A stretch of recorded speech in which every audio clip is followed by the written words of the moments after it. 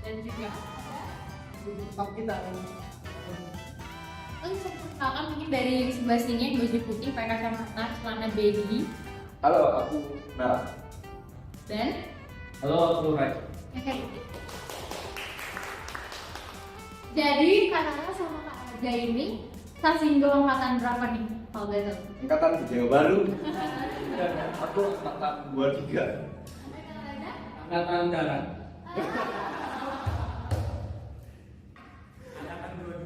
Oke, sepuh ya. Sepuh gimana sih?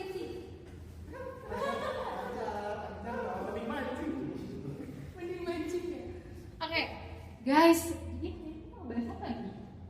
dong puisi dong. Sastra identik sama puisi. Nah, untuk puisi yang mau kita bahas hari ini itu tentang apa? Tentang gak jauh-jauh sih dari pemerintahan, yaitu dengan orang-orang yang membuat puisi tapi dengan menyindir pemerintahan itu. Ya, Betul. ini relate ya sama kejadian Banget ya sih. Iya, relate sama keadaan kita yang sekarang. Itu mungkin Kak Nana bisa kasih tahu kita.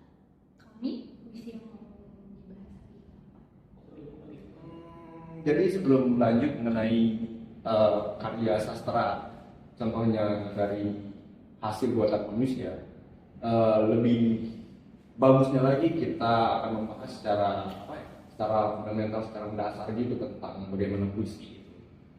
Nah, jadi puisi itu merupakan karya sastra yang bagaimana dilihat oleh orang-orang itu merupakan karya yang estetik, indah, dengan gaya bahasa yang gimana gitu, lemah lembut gitu. Nah, itu kan secara dasar ya. Jadi kalau kita melihat puisi secara mendalam, itu terdapat perspektif suatu sejarah yang dimana puisi itu dapat menyuarakan bagaimana kritik ataupun politik yang ada di khususnya di Indonesia itu, puisi dapat bersuara. Gitu. Itu aja kan Nana? Atau ada tambahan lagi tambahan dari Kak Raja? Sebenarnya masih banyak, tapi dilanjutkan oleh Raja dulu sedikit. Nah, untuk Kak Raja mungkin ada saran atau Silakan. yang ingin disampaikan Soal apa? tentang puisi yang akan kita bawakan hari ini. Baik, puisi itu sebenarnya panjang, topiknya banyak. Tapi kalau tentang puisi di Indonesia pastinya itu banyak menyindir suatu nggak mau nyebut nama, nggak mau nyebut nama. Tawarnya takutnya hilang. Takutnya Hilang seperti siapa lagi terus? Siapa? Hilang. Presiden kami kan emang agak Jangan. agak yang sekarang udah ada. oh Gue masih ada sedikit-sedikit mungkin. Kan Oh, menang. jadi kan nah kalau puisi yang kami akan yang kami akan bahas itu ya ada kaitan seperti yang saya bilang itu pasti ada kaitannya dengan puisi yang akan kami bahas sekarang. Jadi gimana? Mau lanjut? Oke. oke. Ketika puisi itu merupakan suatu zaman, jadi di Indonesia itu terdapat yang pertama ya, yaitu sastra Melayu Lama. Nah, di mana karya sastra Melayu Lama ini menyuarakan bagaimana kelisanan atau bagaimana ucapan-ucapan pada masa saat itu, yang dimana mengandung agama, mitos, raja ataupun pangeran. Nah, selanjutnya ada Balai Pustaka yang dimana menyuarakan bagaimana konflik adat, kawin paksa dan kolonial yang ada pada rakyat, dengan dimana cerminan rakyat itu terdapat pada Balai Pustaka. Selanjutnya yaitu Pujangga Baru, di mana Pujangga Baru itu menyuarakan politik nasional dan bagaimana revolusi suatu kemerdekaan, ya di mana karya sastra itu sudah mulai bebas. Berarti sudah mulai liar di zaman Pujangga Baru ya? Iya betul. Sudah mulai berani. Iya. Selanjutnya itu angkatan 66. Angkatan 66 ini menyuarakan komunis dan mengisolasi sastra-sastra nasionalisme. Selanjutnya angkatan 90. Nah, di mana karya sastra perempuan di angkatan 90 ini mulai melawan. Di mana jurnal perempuan pada tahun 1996 saat itu sudah mulai ada dengan teori-teori feminisme yang bersifat liberal masuk ke Indonesia dengan menentang adanya patriarki. Untuk selanjutnya angkatan reformasi yang dimana topik kita hari ini tentang siapa tokoh yang tentang puisi yang kita bahas sekarang. Penulisnya? Iya betul. Oh, oke. Aku belum jelasin juga ya kalian kalau hari ini kami akan membawakan salah satu sebenarnya beliau ini aktivis tapi juga pembuat puisi atau pengarang, penulis. Ya, tidak lain adalah Wiji Tukul. Siapa sih yang tidak tahu Wiji Tukul ya kan? Iya tahu. Siapa tahu? Nah, jadi Wiji Tukul itu mungkin bisa dijelaskan Kak aja siapa itu Wiji Tukul? Baik, mungkin teman-teman kurang tahu siapa itu Wiji Tukul. Siapa sih Wiji Tukul? Nah, menurut Wikipedia ini yang saya lihat,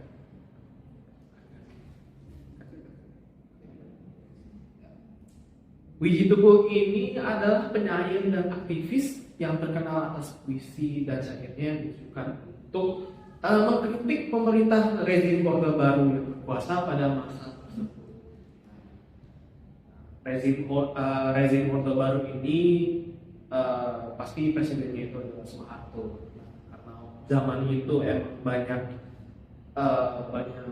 masalahnya, banyak yang merasa sengsara, yang merasa kemiskinan, yang lagi merajalela mungkin naik atau ini itu lain. Dan itu terjadi lagi era sekarang nih, era modern.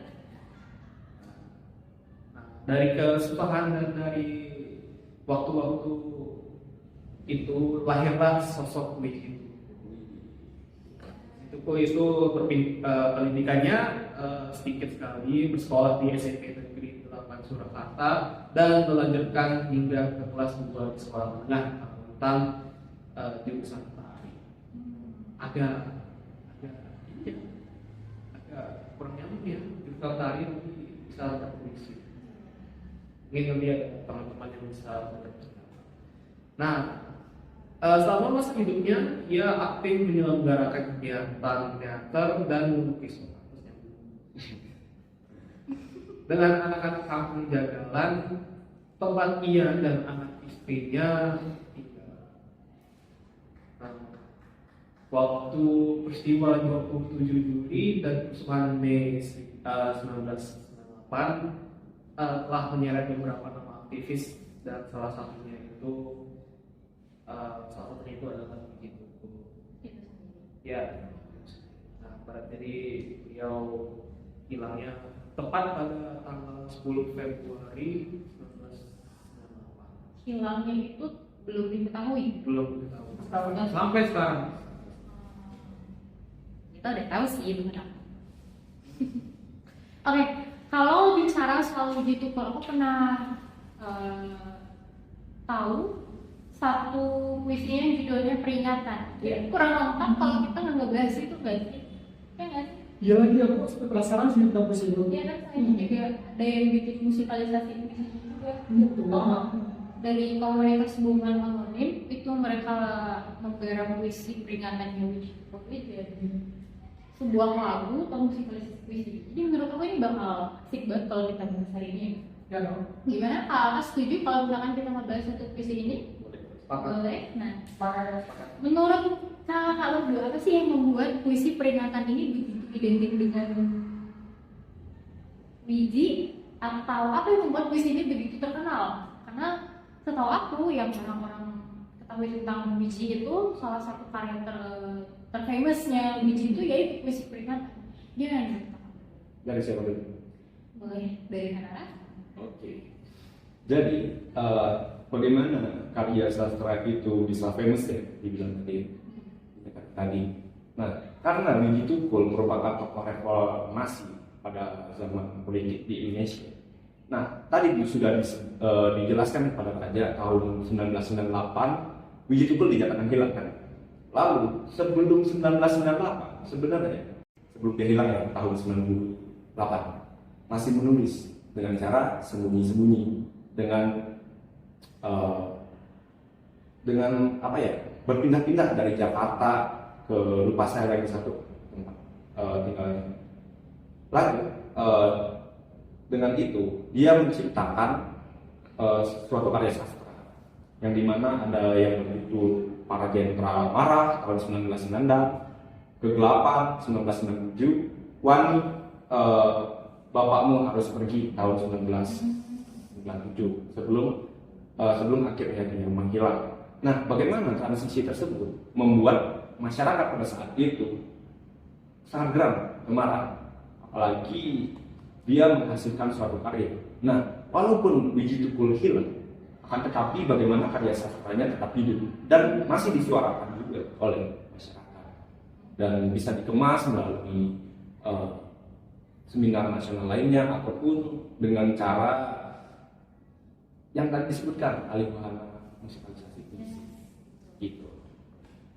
Oke, mungkin dari aja.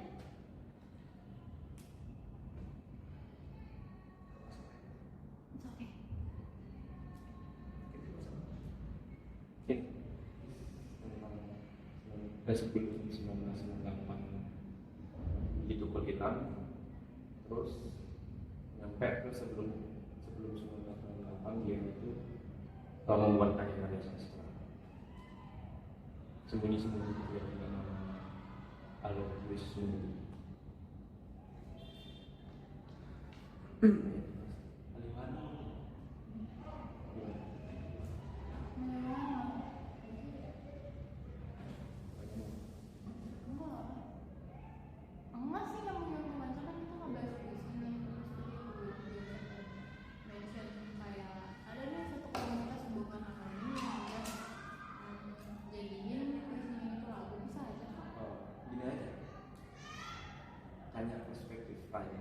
Raja tentang bagaimana pandangan raja tentang puisi Wiji Tukul yang dimusikalisasi dengan gampang tentang transformasi dari karya tulis lagu. Apakah itu membuat esensi yang puisi itu hilang atau enggak? Dia pokok baik-baikin puisi itu. Bisa nggak? Ya puisi karena puisi itu kayak apa? Puisi itu Ya.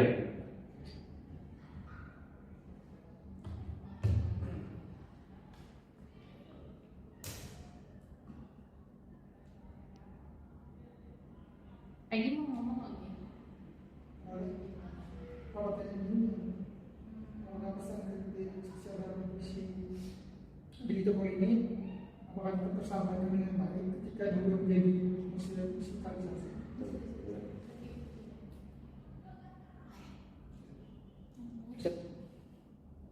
Oke, sebenarnya aku ada pertanyaan nih, atau mungkin Karaja ya, Karaja. Jadi apakah menurut Karaja nih pesan kritik sosial dalam puisi Wiji Tukul ini tetap tersampaikankah dengan baik ketika dibuat menjadi bentuk musikalisasi? Itu pertanyaan yang bagus ya. Biasanya kan musik itu emang sekadar hiburan. Kayak kan bikin lagu yang tentang cinta pasti merasakan cinta, atau yang sedih, lagu yang rock misalnya lagi marah atau lagi senang marah. Nah, kalau kita mengomongkan suatu musikalisasi itu tidak akan menghilangkan esensi atau makna dari suatu puisi, karena itu hanya menambahkan estetikanya. memberikan suara dan memberikan panggung untuk puisi tersebut disampaikan, baik itu dalam membacakannya langsung atau dengan iringan musik. Mesti banyak pendapat orang. Puisi ini pribadinya jangan pakai musik, puisi ini lebih baik pakai musik. Itu kan masih subjektif. Karena kami dari sastra itu ada suatu cabang bahasa yang tidak jauh dari namanya seni.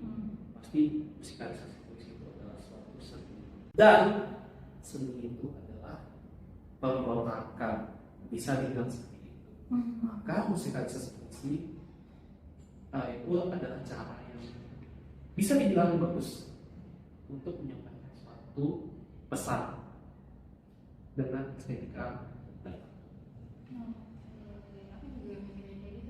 Karena menurutku perkembangan seperti ini tuh cukup menarik.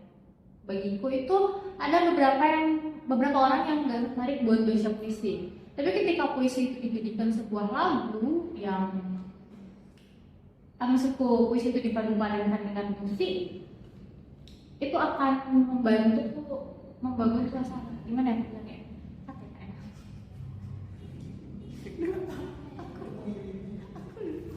Aku ngomong apa? Sultan itu ya. Lupa. Ya kak, mana ya ngomongnya? Apa namanya? Ada beberapa orang yang suka baca puisi, tapi mereka suka mendengar puisi tersebut kalau dalam Atau mau lanjut. Oke, thank you so much Raja. Mungkin karena ada tambahan. Betul sekali. Jadi pengalihan wahana di mana itu disajikan oleh Sapati Djoko Damono ya.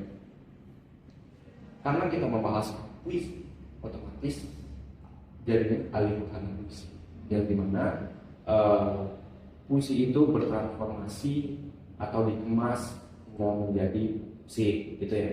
Nah sebenarnya kalau kita membahas sebelum terjadinya alih wahana musikalisasi, sebenarnya perkembangan dunia sastra itu baik sekali ya.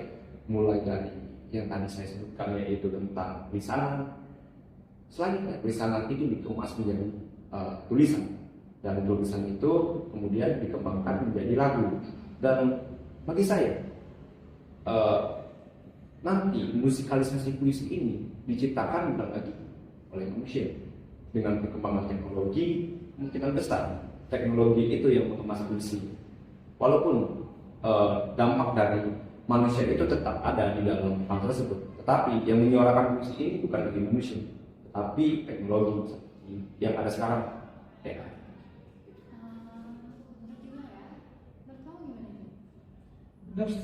Zaman sekarang kan kita udah menggunakan AI, kayak apa tuh AI, apa AI.